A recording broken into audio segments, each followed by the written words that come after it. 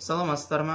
Менің аты жөнім Мирисупов Миржалал Равшанович, Павлодар облысының Тереңкөл аудандық ауруханасының басшының медициналық жөнінде орынбасары және дәрігер-эпидемиологымын. Мен бұл аудандық ауруханаға 2022 жылы дипломмен ауылға бағдарламасы арқылы келдім.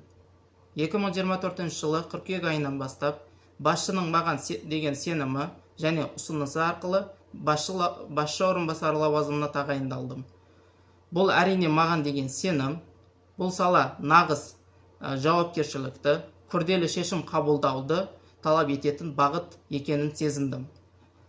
Дәрігер толық жобасына қатысу мақсатым ауыл медицинасындағы мәселелерді ашықтау және дамыту.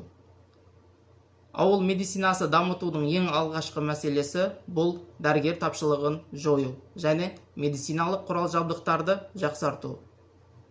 Медицина тек мамандық емес, бұл өмір салты, ұстаным, азаматқа деген махаббат пен жауапкершілікті білдіреді. Менің жолым сенім, еңбек және үздіксіз даму, өзіме берілген мүмкіндіктерді бағалап, қоғамға пайдалы маман болу менің басты мақсатым.